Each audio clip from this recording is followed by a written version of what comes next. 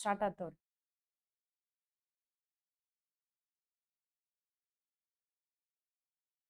ಆತ್ಮೀಯ ಸ್ಪರ್ಧಾ ಮಿತ್ರರಿಗೆ ಕರ್ನಾಟಕ ಕೋಚಿಂಗ್ ಸೆಂಟರ್ ಕುಂದಾನಗರಿ ಬೆಳಗಾವಿಯಿಂದ ಜಿಕೆ ಉಪನ್ಯಾಸಕಿ ಆದ ರೇಖಾ ಪಾಟೀಲ್ ಮಾಡುವ ನಮಸ್ಕಾರಗಳು.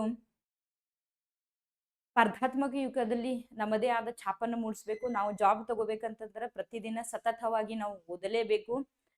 ಓದಬೇಕಂತಂದ್ರೆ ನಮ್ಮ ಹವ್ಯಾಸಗಳ ಬದಲಾವಣೆಗಳ ಮಾಡ್ಕೋಬೇಕಂತ ಹೇಳ್ತಾ ಮುಂದಿನ ಸರಣಿಯನ್ನ ನೋಡ್ತಾ ಹೋಗೋಣ. ಅಗ್ನಿವೀರಿಗೆ ಸಂಬಂಧಪಟ್ಟಂತಹ ಪ್ರಶ್ನೆಗಳನ್ನ ನೋಡ್ತಾ ಹೋಗೋಣ.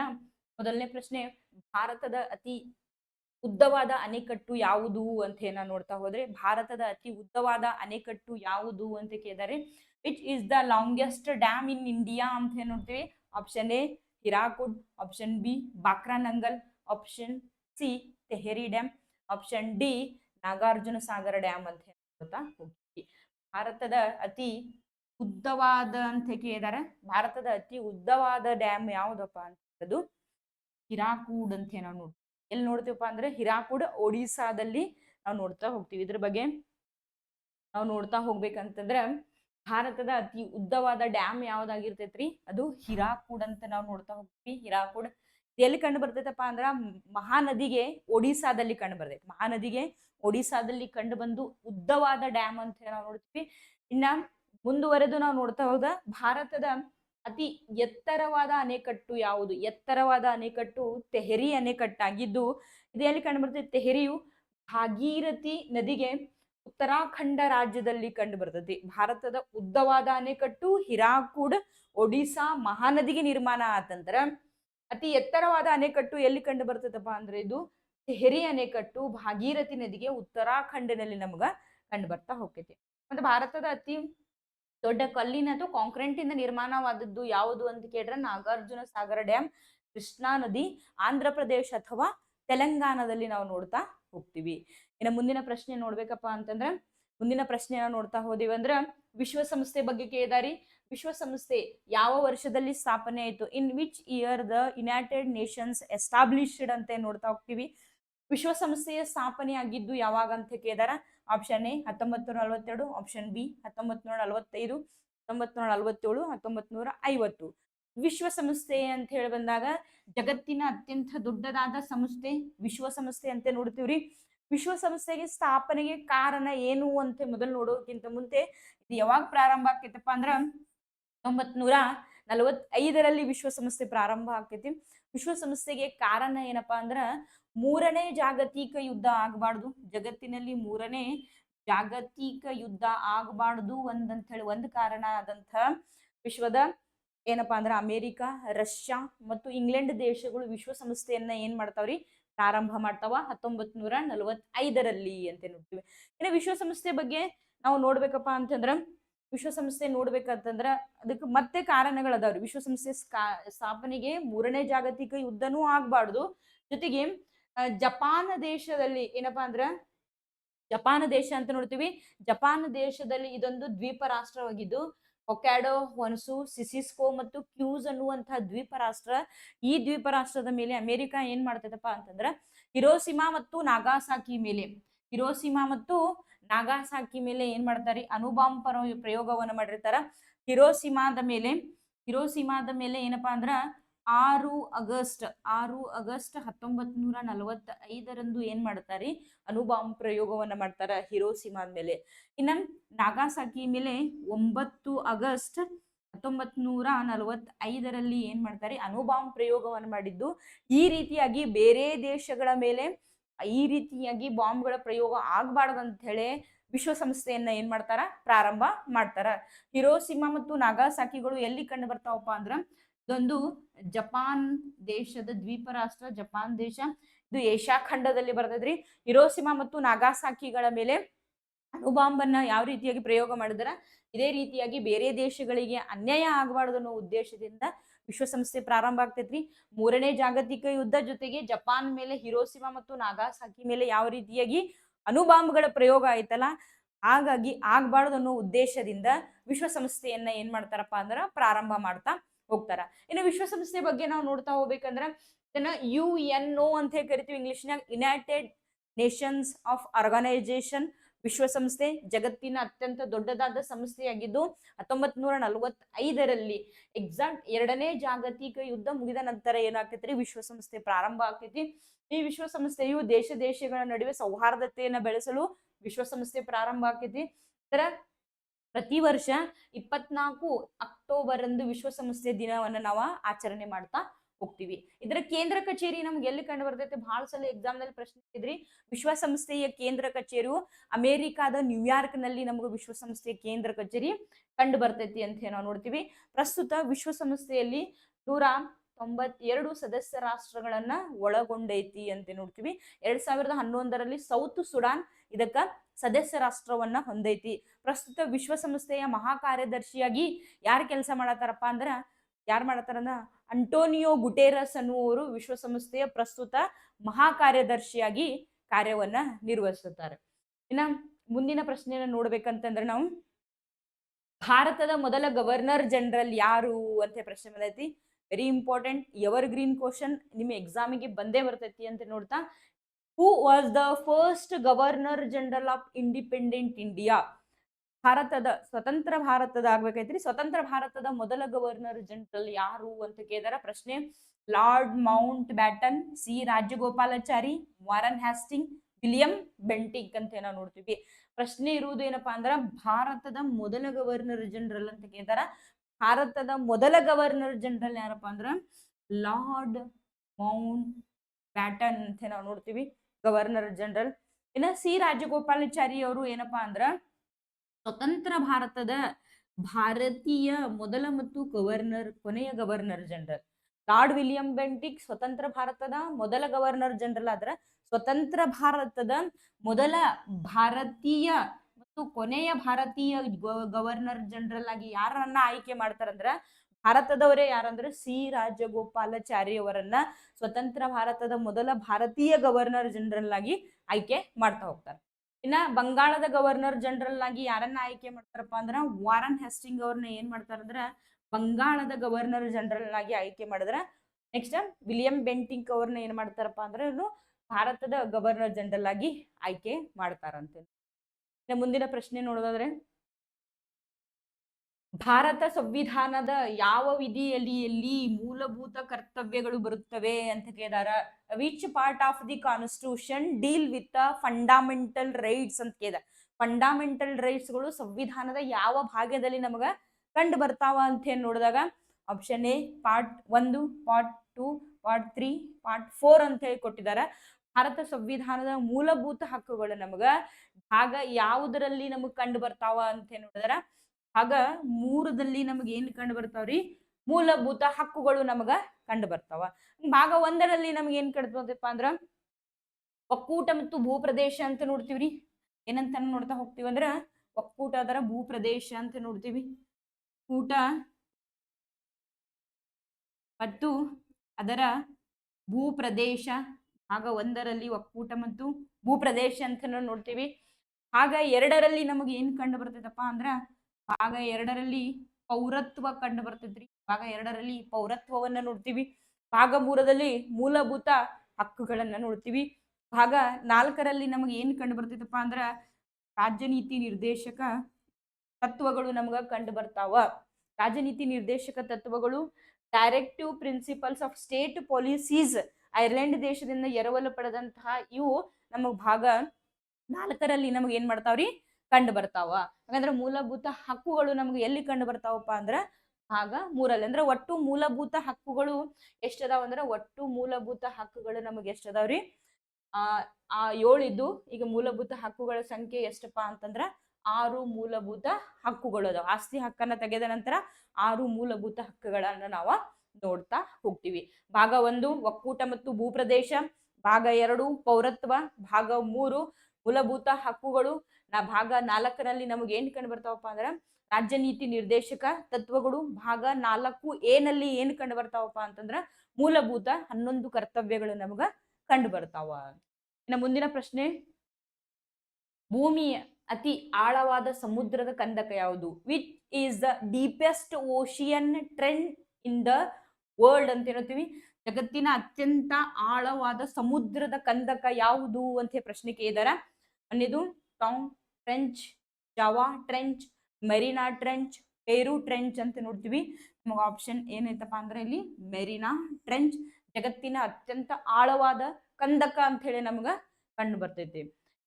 ಇದು ಎಲ್ಲಿ ಕಂಡು ಬರ್ತೈತಪ್ಪ ಅಂದ್ರ ಮೆರಿನಾ ಟ್ರೆಂಚ್ ನಮ್ಗೆ ಎಲ್ಲಿ ಕಂಡು ಬರ್ತೈತಿ ಅಂದ್ರೆ ಜಗತ್ತಿನ ಅತ್ಯಂತ ಆಳವಾದದಾಗಿದ್ದು ಪೆಸಿಫಿಕ್ ಮಹಾಸಾಗರದ ಪಶ್ಚಿಮ ಭಾಗದಲ್ಲಿ ನಮಗ ಕಂಡು ಬರ್ತೈತಿ. ಪೆಸಿಫಿಕ್ ಮಹಾಸಾಗರದ ಪಶ್ಚಿಮ ಭಾಗದಲ್ಲಿ ಮೆರಿನಾ ಟ್ರೆಂಚ್ ಆಳವಾಗಿ ನಮಗ್ ಕಂಡು ಬಂದಿದ್ದು. ಪ್ರಪಂಚದಲ್ಲಿ ಇದು ಅತ್ಯಂತ ಆಳವಾದ ಕಂದಕ ಅಂತ ನಾವು ನೋಡ್ತೀವಿ. ಇದು ಪೆಸಿಫಿಕ್ ಮಹಾಸಾಗರ ದ್ವೀಪದಲ್ಲಿ ಮೆರಿನಾ ದ್ವೀಪ ನಮಗೆ ಇದೇನ್ ಮಾಡ್ತದ್ರಿ ಕಂಡು ಬರ್ತೈತಿ ಅಂತ ನಾವು ನೋಡ್ತಾ. ಇನ್ನ ಮುಂದಿನ ಪ್ರಶ್ನೆಯನ್ನ ನೋಡ್ಬೇಕಂದ್ರ ಭಾರತದ ಮೊದಲ ಪರಮಾಣು ಪರೀಕ್ಷೆಯನ್ನ ಯಾವ ಹೆಸರಿನಲ್ಲಿ ಅಥವಾ ಎಲ್ಲಿ ನಡೆಯಿತು ಅಂತ ಹೇಳ್ತಾರೆ. ಭಾರತದ ಮೊದಲ ಪರಮಾಣು ಪರೀಕ್ಷೆ ಯಾವ ಹೆಸರಿನಲ್ಲಿ ನಡೆಯಿತು? India's first nuclear test was conducted under the which name ಅಂತ ಕೇಳಿದ್ದಾರೆ. ಭಾರತ ದೇಶದಲ್ಲಿ ಪರಮಾಣುವಿನ ಪ್ರಯೋಗವನ್ನು ಕೂಡ ಮಾಡ್ತಾನ, ಅದು ಎಲ್ಲಿ ನಡೆಯಿತು ಅಥವಾ ಅದರ ಹೆಸರು ಏನು ಅಂತ ಕೇಳಿದಾರ. ಆಪ್ಷನ್ ನೋಡ್ತೀವ್ರಿ, operation Shakti, smiling Buddha, operation Meghdoot, mission Shakti ಅಂತ ನಾವು ನೋಡ್ತೀವಿ. ಪರಮಾಣು ಪರೀಕ್ಷೆ, ಭಾರತದ ಪರಮಾಣು ಪರೀಕ್ಷೆ ಇದರ ಯಾವ ಹೆಸರಿನಿಂದ ನಡೀತಿತ್ತಪ್ಪ ಅಂದ್ರೆ ಇದು ಆಪರೇಷನ್ ಸ್ಮೈಲಿಂಗ್ ಬುದ್ಧ ಅಂತ ಏನೋ ನೋಡ್ತೀವ್ರಿ. ಆಪರೇಷನ್ ಸ್ಮೈಲಿಂಗ್ ಭಾರತದ ಮೊದಲ ಅಂತ ಏನೋ ನೋಡ್ತೀವಿ. ಭಾರತದ ಮೊದಲ ಪರಮಾಣು ಪರೀಕ್ಷೆ ಸ್ಮೈಲಿಂಗ್ ಬುದ್ಧ ಹೆಸರಿನಿಂದ ಏನ್ ಮಾಡ್ತೈತ್ರಿ ನಡೀತೈತಿ. ಇದು ಆಪರೇಷನ್ ಶಕ್ತಿ, ಇದು ಎರಡನೇದು ಪರಮಾಣು ಪರೀಕ್ಷೆ ಅಂತ ನೋಡ್ತೀವಿ. ಎರಡನೇ ಪರಮಾಣು ಪರೀಕ್ಷೆ ನಡೆದಿದ್ದ ಆಪರೇಷನ್ ಹೆಸರು ಏನಾಗಿರ್ತೈತಪ್ಪ ಅಂದ್ರ ಆಪರೇಷನ್ ಶಕ್ತಿ. ಮೊದಲನೇ ಪರಮಾಣು ಪರೀಕ್ಷೆ ನಡೆದ ಹೆಸರು ಏನಾದ್ರ ಸ್ಮೈಲಿಂಗ್ ಬುದ್ಧ. ಹಂಗಂದ್ರೆ ಇದು ಎಲ್ಲಿ ನಡೀತು ಅಂತಂದ್ರ ಭಾರತದ ಈಗ ಹೇಳ್ದಂಗ ಮರುಭೂಮಿ ಅಂತ ನೋಡ್ತೀವಿ. ಭಾರತದ ಮರುಭೂಮಿ ಎಲ್ಲಿ ಕಂಡು ಬರ್ತೈತಪ್ಪ ಅಂದ್ರ ರಾಜಸ್ಥಾನದಲ್ಲಿ. ಭಾರತದ ಅತ್ಯಂತ ದೊಡ್ಡದಾದ ಮರುಭೂಮಿ ಥಾರ್ ಮರುಭೂಮಿ ರಾಜಸ್ಥಾನದ ಒಂದು ಸ್ಥಳ ಕಂಡು ಬರ್ತೈತಿ. ಯಾವ ಸ್ಥಳಪ್ಪ ಅಂದ್ರದು ರಾಜಸ್ಥಾನದ ಪೋಖ್ರಾನ್. ರಾಜಸ್ಥಾನದ ಪೋಖ್ರಾನ್ ಎಂಬಲ್ಲಿ ಎರಡು ನಡೀತಾವ್ರಿ. ಆಪರೇಷನ್ ಸ್ಮೈಲಿಂಗ್ ಬುದ್ಧ ಹೆಸರಿನಲ್ಲಿ ಭಾರತದಲ್ಲಿ ಮೊದಲ ಪರಮಾಣು ಪರೀಕ್ಷೆ ನಡೆದನ.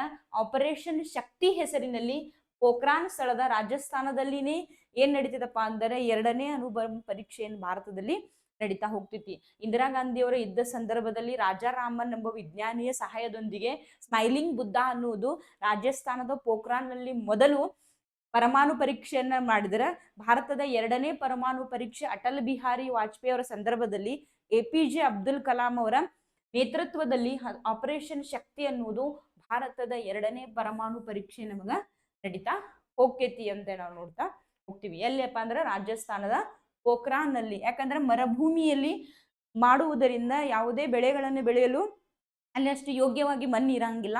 ಹಂಗಾಗಿ ಮರುಭೂಮಿಯಲ್ಲಿ ಏನ್ ಮಾಡ್ತಾರಪ್ಪ ಅಂದ್ರೆ ಭಾರತದ ಪರಮಾಣು ಪರೀಕ್ಷೆಯನ್ನ ಮಾಡ್ತಾ ಹೋಗ್ತಾರ. ಮೊದಲನೇ ಹೆಸರು ಸ್ಮೈಲಿಂಗ್ ಬುದ್ಧ ಆದರೆ ಎರಡನೇ ಹೆಸರು ಆಪರೇಷನ್ ಶಕ್ತಿ ಅಂತ ನೋಡ್ತೀವಿ. ಮುಂದಿನ ಪ್ರಶ್ನೆಯನ್ನು ನೋಡಿದ್ರೆ ಭಾರತೀಯ ವಾಯುಪಡೆಯ ಧ್ಯೇಯ ವಾಕ್ಯವಾದು. What is the motto of the Indian air force ಅಂತ ನಾವು ನೋಡ್ತೀವಿ. ಭಾರತೀಯ ವಾಯುಪಡೆಯ ಧ್ಯೇಯ ವಾಕ್ಯ ಏನಾಗೈತಿ ಅಂತ ನಾವು ನೋಡ್ತಾ ಹೋದಾಗ ಮೊದಲನೇದು self before service before self, touch the sky with glory, victory everywhere, always alert ಅಂತ ನಾವು ನೋಡ್ತೀವಿ. ಮೊದಲನೇದು ನೋಡಿದಾಗ ಇದು ಆರ್ಮಿದಾಗಿರ್ತೈತ್ರಿ, ಆರ್ಮಿಯ ಘೋಷವಾಕ್ಯ ಆಗಿರ್ತೈತಿ. ಎರಡನೇದು ಏನಪ್ಪಾ touch the sky with glory ಅಂತೇಳಿ ನಾವು ಆಕಾಶವನ್ನ ಮುಟ್ಟಬಹುದು ಅಂತೇಳಿ ವಾಯುಪಡೆಯ ಘೋಷವಾಕ್ಯ ನಮಗ ಕಂಡು ಬರ್ತೈತಿ. ಮುಂದಿನ ಪ್ರಶ್ನೆಯನ್ನ ನೋಡಿದಾಗ ಭಾರತದ ಮೊದಲ ಮಹಿಳಾ IPS ಅಧಿಕಾರಿ. ಭಾರತದ ಮೊದಲ ಮಹಿಳಾ IPS ಅಧಿಕಾರಿ. Who was the first woman IPS officer? Who was the first woman IPS officer ಅಂತ ಕೇಳ್ತಾ ಹೋಗ್ತೀವಿ. ಭಾರತದ ಮೊದಲ ಮಹಿಳಾ IPS ಅಧಿಕಾರಿ ಯಾರು ಅಂತ ಕೇಳಿದಾಗ ಮೊದಲನೇದಾಗಿ ನೋಡ್ತೀವಿ ಕಿರಣ್ ಬೇಡಿ, ಅನ್ನಾ ರಾಜಂ ಮಲ್ಹೋತ್ರಾ ಅಂತ ನೋಡ್ತೀವಿ, ಅರುಣ್ ರಾಯ್ ಅಂತ ನೋಡ್ತೀವಿ, ಇಂದಿರಾ ಗಾಂಧಿ ಅಂತ ನೋಡ್ತೀವಿ. ಭಾರತದ ಮೊದಲ ಮಹಿಳಾ IPS ಅಧಿಕಾರಿ ಯಾರಪ್ಪ ಅಂದ್ರೆ ಅವರೇ ಕಿರಣ್ ಬೇಡಿ ಅಂತ ನೋಡ್ತೀವಿ. ಅನ್ನಾ ರಾಜಂ ಮಲ್ಹೋತ್ರಾ ಇವರು ಏನಪ್ಪಾ ಅಂದ್ರೆ ಭಾರತದ ಮೊದಲ IAS ಅಧಿಕಾರಿ. ಭಾರತದ ಮೊದಲ IAS ಅಧಿಕಾರಿ. IPS ಅಂದ್ರೆ ಇಂಡಿಯನ್ ಇಂಡಿಯನ್ ಪಬ್ಲಿಕ್ ಸರ್ವಿಸ್ ಅಂತ ನೋಡ್ತೀವಿ. IAS ಅಂದ್ರೆ ಇಂಡಿಯನ್ ಅಡ್ಮಿನಿಸ್ಟ್ರೇಟಿವ್ ಸರ್ವಿಸ್ ಅಂತ ನೋಡ್ತಾ ಹೋಗ್ತೀವಿ. ನೆಕ್ಸ್ಟ್, ಇಂದಿರಾ ಗಾಂಧಿ ಅವರು ಭಾರತದ ಮೊದಲ ಮಹಿಳಾ ಉಕ್ಕಿನ ಮಹಿಳೆ ಮತ್ತು ಭಾರತದ ಮೊದಲ ಮಹಿಳಾ ಪ್ರಧಾನಿ ಅಂತ ಕೂಡ ನಾವು ನೋಡ್ತಾ ಹೋಗ್ತೀವಿ. ಇನ್ನು ಅರುಂಧತಿ ರಾಯ್ ಅವರು ಗಾಡ್ ಆಫ್ ಸ್ಮಾಲ್ ಥಿಂಕ್ ಅನ್ನುವಂಥ ಬುಕ್ ಅನ್ನ ಬರೀತಾರ. ಇನ್ನು ಮುಂದಿನ ಪ್ರಶ್ನೆ, ಸಿಯಾಚಿನ್ ಹಿಮನದಿ, ಸಿಯಾಚಿನ್ ಹಿಮನದಿಯು ಯಾವ ಪರ್ವತ ಶ್ರೇಣಿಯಲ್ಲಿ ಇದೆ ಅಂತ ನೋಡ್ತೀವಿ. Siachen glacier is located in which mountain ranges ಅಂತ, ಯಾವ ಪರ್ವತ ಶ್ರೇಣಿಗಳಲ್ಲಿ ಸಿಯಾಚಿನ್ ಹಿಮನದಿಯು ಕಂಡು ಬರ್ತೈತಿ ಅಂತ ನಾವು ನೋಡ್ತೇವೆ. ಮೊದಲನೇದು ಅರಾವಳಿ, ಕಾರಾಕೋರಂ, ವಿಂಧ್ಯ ಮತ್ತು ಸಾತ್ಪುರ ಅಂತ ನಾವು ನೋಡ್ತೀವಿ. ಕಾರಾಕೋರಂ ರೇಂಜಸ್ ನಲ್ಲಿ ಕಾರಾಕೋರಂಗಳಲ್ಲಿ ಸಿಯಾಚಿನ್ ಏನ್ ಕಂಡು ಬರ್ತೈತಪ್ಪ ಅಂದ್ರೆ ಹಿಮನದಿಯು ನಮಗೆ ಕಂಡು ಬರ್ತೈತಿ ಅಂತ ನಾವು ನೋಡ್ತಾ ಹೋಗ್ತೀವಿ. ಆಮೇಲೆ ಅರಾವಳಿ ಪರ್ವತ ಶ್ರೇಣಿಗಳು ಭಾರತದ ಅತ್ಯಂತ ಅತ್ಯಂತ ಹಳೆಯ ಮಡಿಕೆ ಪರ್ವತಗಳು ಅಂತ ನೋಡ್ತೀವಿ. ಹಳೆಯ ಮಡಿಕೆ ಪರ್ವತಗಳು ಭಾರತದ್ದು ಯಾವ್ದಾದ್ರು ಆಗಿದ್ರಂದ್ರೆ ಅದು ಅರಾವಳಿ ಪರ್ವತ ಶ್ರೇಣಿಗಳು ಭಾರತದ ಅತ್ಯಂತ ಹಳೆಯ ಮಡಿಕೆ ಪರ್ವತ ಶ್ರೇಣಿಗಳಾಗಿದ್ರ, ಹಿಮಾಲಯವು ಏನಾಗಿತ್ತಪ್ಪ ಅಂದ್ರೆ ಅತ್ಯಂತ ಹೊಸ ಮಡಿಕೆ ಪರ್ವತ ಶ್ರೇಣಿಗಳು ಅಂತ ನಮಗ ಕಂಡು ಬರ್ತೈತಿ. ಯಾಕಂದ್ರೆ ಸಿಯಾಚಿನ್ ಹಿಮ ಯಾವ ಪರ್ವತ ಶ್ರೇಣಿಗಳಲ್ಲಿ ಕಂಡು ಬರ್ತೈತಿ ಅಂದ್ರೆ ಕಾರಾಕೋರಂ ಪರ್ವತ ಶ್ರೇಣಿಗಳಲ್ಲಿ ಇದು ಕಂಡು ಬರ್ತೈತಿ. ನಮ್ ಮುಂದಿನ ಪ್ರಶ್ನೆಯನ್ನ ನೋಡ್ಬೇಕಂದ್ರೆ, ರೆಡ್ ಪ್ಲಾನೆಟ್ ಎಂದು ಯಾವ ಗ್ರಹವನ್ನ ಕರೀತಾರೆ? Which planet is known as the red planet? ಕೆಂಪು ಗ್ರಹ ಅಂತ ಯಾವುದನ್ನ ಕರೀತಾರ ಅಂತ ಹೇಳಿ ಪ್ರಶ್ನೆ ಆಗಿದ್ರಿ ಇಲ್ಲಿ. ವೀನಸ್, ಜುಪಿಟರ್, ಮಾರ್ಸ್ ಮತ್ತು ಸ್ಯಾಟ್ರನ್. ಸೌರಮಂಡಲದ ಮೇಲೆ ಒಂದು ಪ್ರಶ್ನೆ ಬರ್ತೈತ್ರಿ. ಸೌರಮಂಡಲದಲ್ಲಿ ನಾವು ನೋಡಿದಾಗ ಇಲ್ಲಿ ಯಾವ್ದು ಕಂಡು ಬರ್ತೈತಪ್ಪ ಅಂದ್ರ ರೆಡ್ ಪ್ಲಾನೆಟ್, ಕೆಂಪು ಗ್ರಹ ಅಂತ ಯಾವ್ದನ್ನ ಕರಿತೀವಿ ಅಂದ್ರ ಮಾರ್ಸ್ ಅನ್ನ ಏನ್ ಮಾಡ್ತೀವಿ ಅಂದ್ರೆ ಕೆಂಪು ಗ್ರಹ ಅಂತ ಹೇಳಿ ಕರಿತಾ ಹೋಗ್ತೀವಿ. ಇನ್ನ ವೀನಸ್ ಅಂತ ನಾವು ನೋಡ್ತೀವಿ, ಸೌರಮಂಡಲದಲ್ಲಿ ಅತ್ಯಂತ ಹೊಳೆಯುವ ಗ್ರಹ ಅಂತ ಹೇಳಿ ಕರಿತೀವಿ. ಇದನ್ನ ಜುಪಿಟರ್ ಅಥವಾ ಗುರು ಗ್ರಹವನ್ನ ಸೌರಮಂಡಲದ ಅತ್ಯಂತ ದೊಡ್ಡದಾದ ಗ್ರಹ, ಇದು ಅತ್ಯಂತ ದೊಡ್ಡ ಅಥವಾ ಏನ್ ಕರಿತೀವಿ ಅಂದ್ರ ಹೊಳೆಯುವ ಗ್ರಹ ಅಂತ ಹೇಳಿ ಕರಿತೀವಿ ಇದನ್ನ. ಸೌರಮಂಡಲದಲ್ಲಿ ಬುಧ, ಆದ್ಮೇಲೆ ವೀನಸ್ ಎರಡನೇ ನಂಬರ್ ಬರ್ತದ್ರಿ. ಆಮೇಲೆ ಅತ್ಯಂತ ದೊಡ್ಡದಾದ ಗ್ರಹ ಯಾವ್ದಂತ ಕರಿತೀವಿ ಅಂದ್ರೆ ಜುಪಿಟರ್ ಅನ್ನೋದು ಕರಿತಾ ಹೋಗ್ತೀವಿ. ಸೌರಮಂಡಲದಲ್ಲಿ ಕೆಂಪು ಗ್ರಹ ಅಂತ ಯಾವ್ದನ್ನ ಕರಿತೀವಿ? ಮಾರ್ಸ್. ಸ್ಯಾಟ್ರನ್ ಶನಿ ಗ್ರಹವನ್ನ ಇದನ್ನ ಏನಂತ ಕರಿತೀವಪ್ಪ ಅಂದ್ರ ಉಂಗುರ ಗ್ರಹ. ಶನಿ ಗ್ರಹವನ್ನ ಉಂಗುರ ಗ್ರಹ ಅಂತ ಕರಿತೀವಿ, ಸೌಂದರ್ಯವರ್ಧಕ ಗ್ರಹ ಅಂತ ಕರಿತೀವಿ. ಮತ್ತು ಸೌರಮಂಡಲದಲ್ಲಿಯೇ ಅತಿ ಹೆಚ್ಚು ಉಪಗ್ರಹಗಳನ್ನ ಹೊಂದಿದ ಗ್ರಹ ಅಂತ ಕರಿತೀವಿ. ಗ್ರಹಗಳಲ್ಲಿ ಸೌರಮಂಡಲದಲ್ಲಿ ಅತಿ ಹೆಚ್ಚು ಉಪಗ್ರಹಗಳನ್ನ ಎಲ್ಲಿ ಹೊಂದದಪ್ಪ ಅಂತಂದ್ರ ಇಲ್ಲೇ ಶನಿ ಗ್ರಹದಲ್ಲಿ ಅಂತ ನಾವು ನೋಡ್ತಾ ಹೋಗ್ತೀವಿ. ಇನ್ನು ಸೌರಮಂಡಲದಲ್ಲಿ ಅತ್ಯಂತ ದೊಡ್ಡದಾದ ಉಪಗ್ರಹ ಜುಪಿಟರ್ ಆದ್ರೆ, ಗುರು ಗ್ರಹದಾದ್ರೆ ಅತ್ಯಂತ ದೊಡ್ಡದಾದ ಉಪಗ್ರಹ ಯಾವ್ದಪ್ಪ ಅಂದ್ರೆ ಗ್ಯಾನಿಮೇಡ ಅಂತ ಕರಿತೀವ್ರಿ. ಗ್ಯಾನಿಮೇಡ ಇದು ಸೌರಮಂಡಲದ ಅತ್ಯಂತ ದೊಡ್ಡದಾದ ಉಪಗ್ರಹ.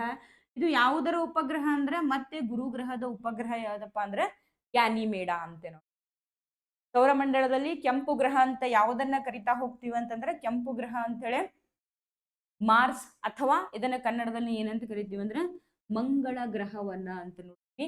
ಸೌರಮಂಡಲದಲ್ಲಿ ಅತ್ಯಂತ ಹೊಳೆಯುವ ಗ್ರಹ ಮಾರ್ನಿಂಗ್ ಸ್ಟಾರ್, ಈವ್ನಿಂಗ್ ಸ್ಟಾರ್, ಮುಂಜಾನೆಯ ಬೆಳಕು, ಸಂಜೆಯ ಬೆಳಕು ಮತ್ತ ರೈತನ ಮಿತ್ರ ಅಂತ ಹೇಳಿ ಯಾವ್ದನ್ನ ಕರಿತೀವಿ ಅಂತಂದ್ರೆ ವೀನಸ್ ಅನ್ನ ಕರೆದ್ರೆ, ಜುಪಿಟರ್ನ ಸೌರಮಂಡಲದ ಅತ್ಯಂತ ದೊಡ್ಡದಾದ ಗ್ರಹ ಅಂತ ಕರಿತೀವಿ.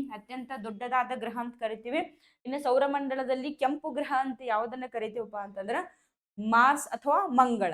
ಇನ್ನು ಶನಿ ಗ್ರಹವನ್ನ ಸೌರಮಂಡಲದ ಉಂಗುರ ಗ್ರಹ ಅಂತ ಕರಿತೀವಿ. ಸೌರಮಂಡಲದಲ್ಲಿ ಅತಿ ಹೆಚ್ಚು ಉಪಗ್ರಹಗಳನ್ನ ಹೊಂದಿದ ಗ್ರಹ ಯಾವ್ದಪ್ಪ ಅಂದ್ರದು ಸ್ಯಾಟರ್ನ್. ಸೌರಮಂಡಲದಲ್ಲಿ ಜುಪಿಟರ್ನ ಉಪಗ್ರಹವು ಗ್ಯಾನಿಮೇಡ ಅತ್ಯಂತ ದೊಡ್ಡದಾದ ಉಪಗ್ರಹ ಅಂತ ನಾವು ಹೋಗ್ತೀವಿ. ಮುಂದಿನ ಪ್ರಶ್ನೆ ನೋಡ್ತಾ ಹೋಗೋಣ ಸ್ನೇಹಿತರೆ. ಮುಂದಿನ ಪ್ರಶ್ನೆ ನೋಡ್ಬೇಕಂದ್ರೆ 1857ರ ಕ್ರಾಂತಿಯನ್ನ ಮೊದಲಿಗೆ ಎಲ್ಲಿಂದ ಆರಂಭಿಸಲಾಯಿತು ಅಂತ ನೋಡಿದಿವಿ. The revolt of 1857 first started form. ಎಲ್ಲಿಂದ ಪ್ರಾರಂಭ ಮಾಡಲಾಯಿತು? ಡೆಲ್ಲಿ, ಕಾನ್ಪುರ, ಮೀರತ್ ಮತ್ತು ಲಖನೌ. ಎಲ್ಲಾ ಕಡೆ 1857ರ ದಂಗೆ ನಡೀತಿದ್ರಿ. ಡೆಲ್ಲಿ ನಡಿತೈತಿ, ಕಾನ್ಪುರ ನಡಿತೈತಿ, ಮೀರತ್ ನಡಿತೈತಿ ಮತ್ತು ಲಖನೌ ನಡಿತೈತಿ. ಆದ್ರ ಮೊದಲು ಎಲ್ಲಿ ಪ್ರಾರಂಭ ಆಯಿತು? ಪ್ರಶ್ನೆ ಏನೈತಿದ್ರೆ ಮೊದಲು ಎಲ್ಲಿ ಪ್ರಾರಂಭ ಆಯ್ತು? First started in 1857. ಎಲ್ಲಾ ಕಡೆ ಪ್ರಾರಂಭ ಆಗ್ತೈತೆ ಅಂದ್ರೆ 1857ರ ಕ್ರಾಂತಿ, ಪ್ರಥಮ ಸ್ವಾತಂತ್ರ್ಯ ಸಂಗ್ರಾಮವು ಭಾರತದಲ್ಲಿ ಮೊದಲು ಎಲ್ಲಿ ಪ್ರಾರಂಭ ಆಯ್ತು ಅಂತ ಕೇಳ್ತಾರ. ಅದು ಎಲ್ಲಿ ಪ್ರಾರಂಭ ಆಗ್ತೈತಪ್ಪ ಅಂದ್ರ ಮೀರತ್ ನಲ್ಲಿ ಪ್ರಾರಂಭ ಆಗ್ತೈತಿ. ಎಲ್ಲಿ ಪ್ರಾರಂಭ ಆಗ್ತೈತ್ರಿ? ಮೀರತ್ ನಲ್ಲಿ ಪ್ರಾರಂಭ ಆಕೈತಿ ಅಂತ ನಾವು ನೋಡ್ತಾ ಹೋಗ್ತೀವಿ. ಕಾನ್ಪುರದಲ್ಲಿ ನಾವು ನೋಡ್ತೀವಿ, ಲಖನೌದಲ್ಲಿ, ಡೆಲ್ಲಿಯಲ್ಲಿ ಕೂಡ ಪ್ರಾರಂಭ ಆಗ್ತೈತೆ. ಅದ್ರ ಪ್ರಶ್ನೆ ಏನ್ ಕೇಳಿದಾರಪ್ಪ ಆದ್ರ 1857ರ ಕ್ರಾಂತಿಯು ಮೊದಲು ಪ್ರಾರಂಭ ಆಗಿದ್ದು ಫಸ್ಟ್ ಎಲ್ಲಿ ಆಗಿದ್ದು ಅಂತ ಹೇಳಿ ನೋಡ್ತಾ ಬಂದ್ರ ಮೊದಲು ಮೀರತ್ ನಲ್ಲಿ ಮೊದಲು 1857ರ ಕ್ರಾಂತಿ ಏನಾಗ್ತೈತ್ರಿ ನಮಗ ಪ್ರಾರಂಭ ಆಕೈತಿ. ಝಾನ್ಸಿಯಲ್ಲಿಯೂ ಕೂಡ ಝಾನ್ಸಿ ರಾಣಿ ಲಕ್ಷ್ಮೀಬಾಯಿ ಅವರು ಕೂಡ ಏನ್ ಮಾಡ್ತಾರಿ ಪ್ರಾರಂಭವನ್ನ ಮಾಡ್ತಾ ಹೋಗ್ತಾರ. ಕೆಲವೊಂದು ಪ್ರಮುಖವಾದ ಅಗ್ನಿವೀರ್ಗೆ ಸಂಬಂಧಪಟ್ಟಂತಹ ಪ್ರಶ್ನೆಗಳನ್ನ ನಾವು ಏನ್ ಮಾಡಿದೇವ್ರಿ ಈಗ ನೋಡ್ತಾ ಹೋಗಿದೀವಿ. ಹೀಗೆ ಮುಂದೆ ಇನ್ನಷ್ಟು ಅಗ್ನಿವೀರ ಪ್ರಶ್ನೆಗಳನ್ನ ನಿಮ್ ಮುಂದೆ ತಗೊಂಡ್ ಬರ್ತಾ ಹೋಗ್ತೀನಿ. ಆದ್ರೆ ನೀವು ದಿನ ಓದಬೇಕು, ಸ್ಟಡಿ ಮಾಡಬೇಕು, ಮಾತ್ರ ಅಗ್ನಿವೀರ್ ಪಾಸ್ ಆಗ್ತೈತಿ. 2026ರ ಅಗ್ನಿವೀರ್ ನೀವು ಪರೀಕ್ಷೆಯನ್ನ ಪಾಸ್ ಮಾಡ್ಬೇಕಂದ್ರೆ ನಿಮ್ಮ ರೆಸಲ್ಯೂಷನ್ಗಳೆಲ್ಲ ರೆವಲ್ಯೂಷನ್ಗಳಾಗಿ ಪರಿವರ್ತನೆ ಆಗ್ಬೇಕು. ಆಗ ಮಾತ್ರ ಏನಾಗ್ತೈತಪ್ಪ ಅಂದ್ರೆ ನೀವು ಅಗ್ನಿವೀರ್ ಅಂತ ಪರೀಕ್ಷೆಯನ್ನ ಪಾಸ್ ಆಗಿ ಭಾರತದ ಅಗ್ನಿವೀರರಾಗಕ ಪ್ರಾರಂಭ ಆಗ್ತೈತಿ. ಇನ್ನ ನಡೆಯುವಂತ ಮುಂದ್ ಬರುವ ಎಕ್ಸಾಮ್ಗಳಲ್ಲಿ ಈ ಪ್ರಶ್ನೆಗಳು ಬರಬಹುದು. ಹಿಂಗಾಗಿ ಓದ್ತಾ ಇರಿ, ಓದ್ರಿ, ಬರೀರಿ. ಎಕ್ಸಾಮ್ ಅನ್ನ ಬರೆದ ನಂತರ ನೀವು ಏನ್ ಮಾಡ್ಬೇಕಪ್ಪ ಅಂತಂದ್ರ ಫಿಸಿಕಲ್ ಅನ್ನ ಪ್ರಾರಂಭ ಮಾಡ್ರಿ. ಫಿಸಿಕಲ್ ಆದ ನಂತರ ಫಿಸಿಕಲ್ ಡೈಲಿ ಗ್ರೌಂಡ್ ನಲ್ಲಿ ಫಿಸಿಕಲ್ ಮಾಡಿದ ನಂತರ ಆಮೇಲೆ ಮೆಡಿಕಲ್ ಡಾಕ್ಯುಮೆಂಟ್ ವೆರಿಫಿಕೇಶನ್, ಆಮೇಲೆ ಮೆರಿಟ್ ಲಿಸ್ಟ್ ಹತ್ತೈತಿ. ಆಲ್ಮೋಸ್ಟ್ ಜನವರಿ ಫೆಬ್ರವರಿವರೆಗೂ ನೀವು ಅಗ್ನಿವೀರರ ಆಗೇ ಆಗ್ತೀರಿ ಅಂತ ಹೇಳ್ತಾ, ಇನ್ನಷ್ಟು ಇಂತಹ ಪ್ರಶ್ನೆಗಳನ್ನ ನಿಮ್ ಮುಂದೆ ತರಬೇಕಾತಂದ್ರ ಕರ್ನಾಟಕ ಕೋಚಿಂಗ್ ಸೆಂಟರ್ ವೆಬ್ಸೈಟ್ ಅನ್ನ ಏನ್ ಮಾಡ್ರಿ, ಲೈಕ್ ಮಾಡ್ರಿ, ಶೇರ್ ಮಾಡ್ರಿ, ಮತ್ತ ಕಮೆಂಟ್ ಮಾಡ್ತಾ ಹೋಗ್ರಿ. ಆಮೇಲೆ ಮುಂದಿನ ಅಗ್ನಿವೀರರಿಗೆ ನನ್ನ ನಮಸ್ಕಾರಗಳು. Thank you one and all.